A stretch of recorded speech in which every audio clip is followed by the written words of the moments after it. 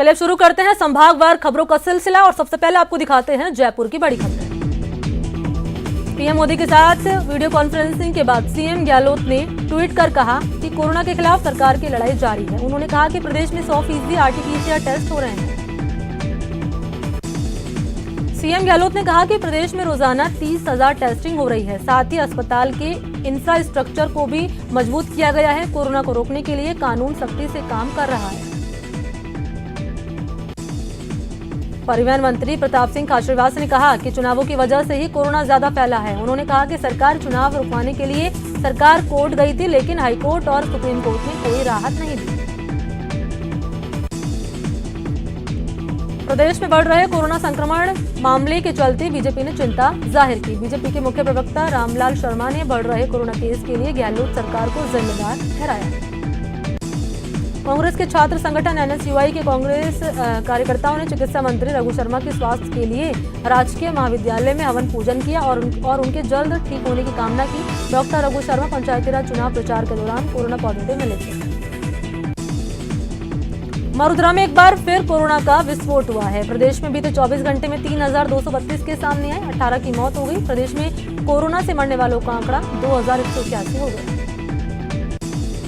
जयपुर में अवैध निर्माण के खिलाफ जेडीए ने 3 जगहों पर अवैध निर्माण के खिलाफ कार्रवाई की। जयपुर दिल्ली रोड स्थित मानबाग इलाके में अवैध रूप से बनी 4 मंजिला इमारत को सीज किया और दीवार बनाकर रास्ता बंद कर दिया। जयपुर के सहकार मार्ग पर चलती स्कूटी में अचानक आग लग गई। खबर मिलते ही फायर ब्रिगेड की टीम ने मौके पर पहुंचकर आग पर काबू पा लिया। आग लगने के कारणों का पता नहीं चला। कोरोना के चलते 9 महीने से बंद विश्व विख्यात आमेर महल में आज से हाथियों की सवारी का सिलसिला शुरू हो गया। पिछले 9 महीनों के दौरान कई हाथी मालिकों को अपने मकान तक बेचने पड़े। आज जब हाथी की सवारी शुरू हुई तो हाथी मालिक और महावत काफी खुश नजर आए। राजस्थान के इतिहास को पर्यटकों से रूबरू कराने के लिए जयपुर ग्रेटर निगम ने करौली के लाल पत्थरों पर इतिहास लिखवाने का काम शुरू किया। मेयर सौम्या गुर्जर ने बताया कि शिलालेखों पर इतिहास लिखवाकर गार्डन में लगवाए जाएंगे ताकि नई पीढ़ी के लोग जयपुर के इतिहास के बारे में जान सके। अब दिखाते हैं जोधपुर की बड़ी खबरें। जोधपुर में कबाड़ में पड़ी कार में अचानक आग लग गई। खबर पाकर पहुंची पुलिस और फायर ब्रिगेड ने आग पर काबू पा लिया। बैंक धोखाधड़ी के आरोप में उत्तर प्रदेश से गिरफ्तार 5 आरोपियों से पूछताछ में 100 से ज्यादा वारदात का खुलासा हुआ। जल्द जालसाजों ने जोधपुर के भी 8 लोगों से धोखाधड़ी कर लाखों रुपए की ठगी की है। जोधपुर में बढ़ते कोरोना संक्रमण की रोकथाम के लिए उत्तर नगर निगम के महापौर ने जागरूकता अभियान शुरू किया। विधायक मनीषा पवार के साथ महापौर कुंती देवड़ा ने मास्क लगाने के साथ सोशल डिस्टेंसिंग की अपील की।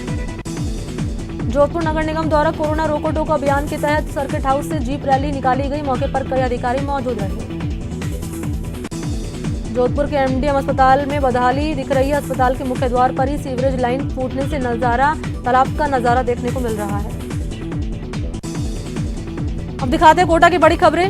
कोटा में कुछ दबंगों ने पुरानी रंजिश के चलते ऑटो चालक पर चाकू से हमला किया। अचानक हुए हमले में ऑटो चालक घायल हो गया, जिसे इलाज के लिए अस्पताल भर्ती करा दिया।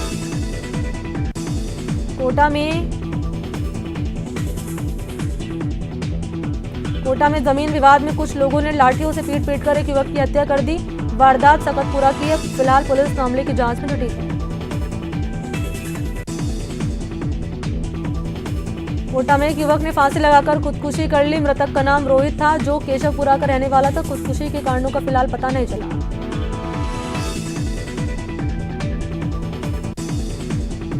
कोटा में लड़की से रेप के आरोपी को कोर्ट ने 10 साल की सजा सुनाई। साथ ही 20,000 का जुर्माना भी लगाया। मामला जुलाई साल 2015 का है।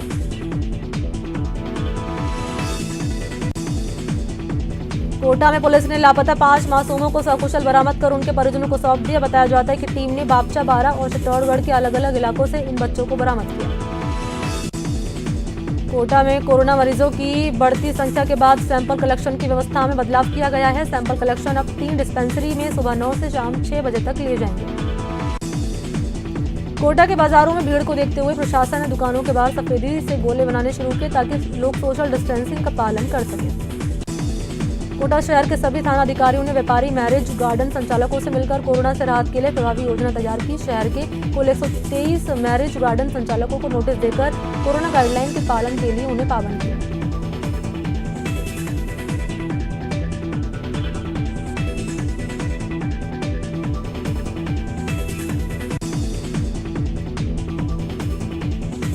कोटा के रामगंज मंडी थाना क्षेत्र में ट्रक की टक्कर के बाद बाइक सवार युवक की दर्दनाक मौत हो गई। सातलखेड़ी सरकारी स्कूल में बाबू के पद पर कार्यरत हरीश अपने परिवार में इकलौता था। पुलिस ने शव का पोस्टमार्टम कराने के बाद जांच शुरू की। अब देखते हैं भरतपुर की बड़ी खबरें। भरतपुर के बाछड़ैन गांव के पास एक ट्रक ने ओवरटेक करने के चक्कर में बस को टक्कर मार दी। हादसे में बस में सवार एक व्यक्ति की मौत हो गई, जबकि कई लोग गंभीर रूप से घायल हो गए। भरतपुर के डी उपखंड के खेड़ा ब्राह्मण में ट्रैक्टर पलट जाने से 2 लोग घायल हो गए, जिन्हें इलाज के लिए अस्पताल में भर्ती करा दिया। भरतपुर के कामा नगर पालिका चुनाव के नामांकन प्रक्रिया शुरू हो गई। 35 वार्ड के नामांकन के लिए 4 टेबल पर फॉर्म जमा कराने की व्यवस्था की गई। किसी भी व्यक्ति को बिना मास्क और थर्मल स्कैनिंग के नामांकन प्रक्रिया में शामिल होने की इजाजत नहीं। भरतपुर की 8 नगर पालिकाओं में 11 दिसंबर को होने वाले चुनाव को लेकर रिटर्निंग अधिकारियों को प्रशिक्षित किया गया। अतिरिक्त निर्वाचन अधिकारी बीना महावर की देखरेख में प्रशिक्षण का आयोजन किया गया। भरतपुर के सर्कुलर रोड पर निर्माण सामग्री डालकर रास्ते को जाम करने पर प्रशासन सख्त है। इसको लेकर यूआईटी और नगर निगम ने कारोबारियों को नोटिस भेजा। भरतपुर की 8 नगर पालिकाओं में होने वाले चुनाव को लेकर हलचल तेज होती जा रही है। कांग्रेस पर्यवेक्षक दिलीप चौधरी और गोपाल मीणा के सामने चुनाव लड़ने के इच्छुक प्रत्याशियों ने टिकट के लिए दावा ठोका। भरतपुर के बयाना एसडीएम सुनील आर्य ने सभी मैरिज होम संचालकों को बुलाकर राज्य सरकार की कोरोना गाइडलाइन से अवगत कराया। उन्होंने सभी को गाइडलाइन का पालन करने के निर्देश दिए। भरतपुर की 90 नगर पालिका के चुनाव को लेकर कांग्रेस विधायक जोगिंदर सिंह अवाना के कार्यालय में बैठक की गई, जिसमें जीत की रणनीति पर मंथन किया गया। भरतपुर के संभागीय आयुक्त प्रेमचंद बेरवाल ने कलेक्ट्रेट में जनता दरबार लगाया। इस दौरान लोगों ने अपनी शिकायतें आयुक्त को सुनाई, जिसके बाद उन्होंने अधिकारियों के सामने समाधान के निर्देश दिए। भरतपुर के नदबई ग्राम पंचायत क्रिकेट लीग के फाइनल मुकाबले में केएमआर क्रिकेट अकेडमी नदबई ने चीता 11 को हराकर जीत हासिल की। अब दिखाते हैं अजमेर की बड़ी खबरें। चिकित्सा मंत्री डॉक्टर रघु शर्मा और उनके बेटे सागर शर्मा के कोरोना पॉजिटिव आने के बाद पुष्कर के कांग्रेस नेता और उनके समर्थकों में चिंता की लहर है। कांग्रेस नेताओं ने रघु शर्मा के स्वस्थ होने की कामना के लिए महामृत्युंजय का जाप किया।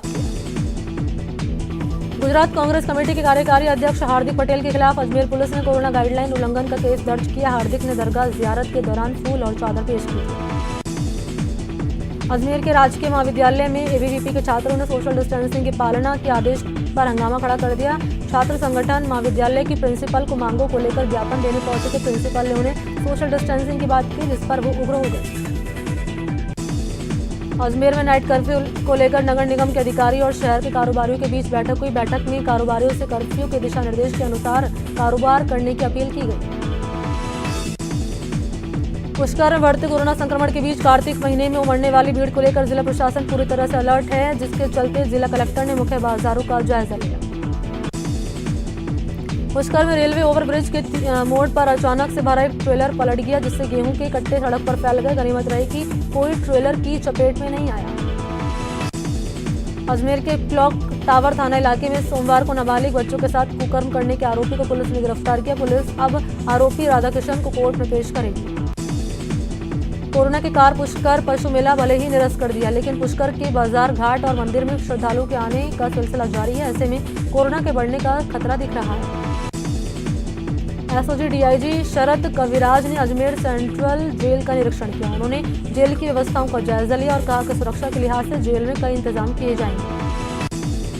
अब दिखाते हैं बीकानेर की बड़ी खबरें। हारेगा कोरोना जीतेगा अभियान के तहत बीकानेर नगर निगम की महिला सफाई कर्मियों ने कोरोना के खिलाफ जागरूकता रैली निकाली। जागरूकता रैली के दौरान जिला कलेक्टर नमित मेहता और महापौर सुशीला कंवर राजपुरोहित मौजूद रहे। बीकानेर में 27 नवंबर को पंचायत समिति और जिला परिषद के दूसरे चरण का मतदान होगा। जिला कलेक्टर ने कार्मिकों को संबोधित करते हुए चुनाव की बारीकियों से अवगत कराया। पंचायती राज चुनाव के दूसरे चरण के लिए राजनीतिक पार्टियों ने कमर कस ली है। सांसद अर्जुन राम मेघवाल के बेटे रवि मेघवाल लगातार ग्रामीण इलाकों का दौरा कर लोगों से वोट की अपील कर रहे हैं। बीकानेर के नोखा में कोरोना संक्रमण को रोकने को लेकर जिला प्रशासन ने मैरिज पैलेस संचालक, बैंड हलवाई और टेंट हाउस वालों के साथ बैठक की। इस दौरान सभी से कोरोना गाइडलाइन का सख्ती से पालन कराने का आदेश दिया। अब दिखाते हैं आपको उदयपुर की बड़ी खबरें। उदयपुर नगर निगम ने आज सूरजपोल ठक्कर बाबा कॉलोनी में सड़क पर हुए अस्थायी अतिक्रमण को हटाया। लंबे समय से नगर निगम को शिकायत मिल रही थी। इस कॉलोनी में टायर शॉप वालों ने सड़क पर टायर रखकर अतिक्रमण कर रखा है। नीलगाय की चपेट में आए युवक की उदयपुर के एमबीएस अस्पताल में मौत हो गई। चित्तौड़गढ़ के निम्बा खेड़ा में युवक बाइक सवार युवक नीलगाय की चपेट में आ गया था। उदयपुर के मोहनलाल सुखाड़िया विश्वविद्यालय की एकेडमिक काउंसिल की बैठक की गई। बैठक में 22 दिसंबर को होने वाले दीक्षांत समारोह में दी जाने वाली डिग्रियों का भी अनुमोदन किया गया। यहाँ रुकते हैं छोटे से ब्रेक के लिए।